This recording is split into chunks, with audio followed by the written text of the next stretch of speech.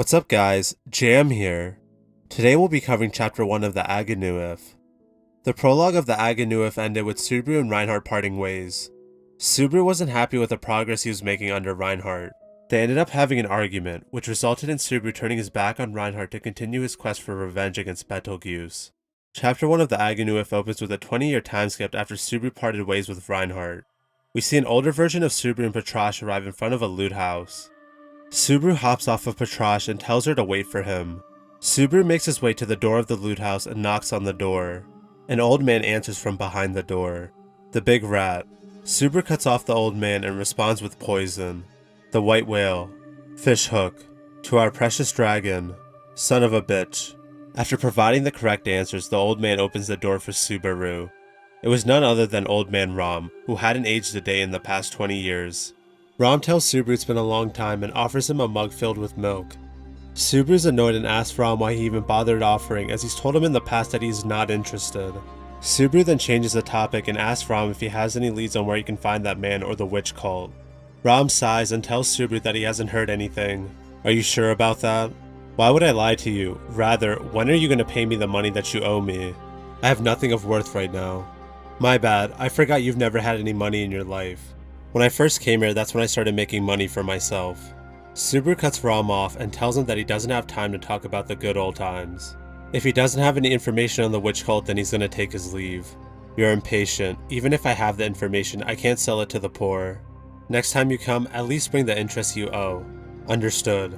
Subaru leaves the loot house and makes his way back to Patrasche. Subaru hears a loud roar coming from the area that he left Patrasche in. When Subaru gets there, he notices two men trying to steal Patrasche. Hey, don't you dare.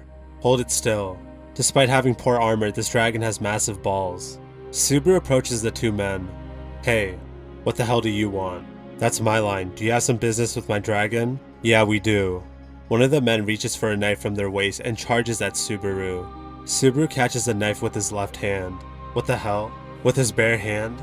The two men realize that Subaru's left hand was a prosthetic arm made out of steel. I'm just saying hello. I'm so sorry for bothering you.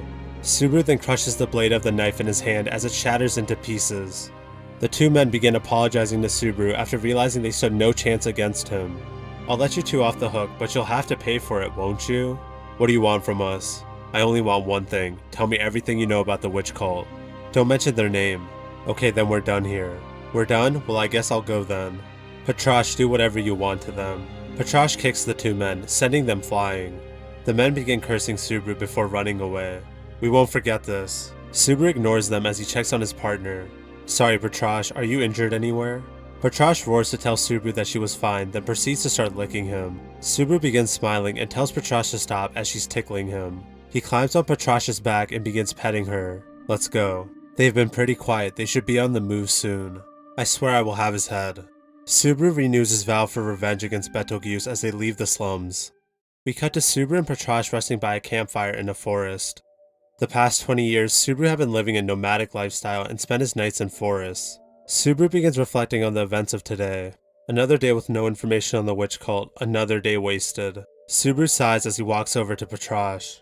Sorry Patrasche, I've been running around all day and this is all I have for your dinner. Subaru holds up a single apple. Patrasche stares at him silently, refusing to eat it. She begins pointing at Subaru with her nose, urging him to eat. Subaru sighs but can't help but smile. What's the matter? I'm good. I'll just sneak a bite when you're not looking. Alright. We'll split it 50-50. After you eat, get some sleep. After Patrasche has fallen asleep, Subaru begins talking to himself. At this rate, both Patrasche and I are going to reach our limits. We can't keep going on like this. Not that I want to listen to Ram, but we need to start making money.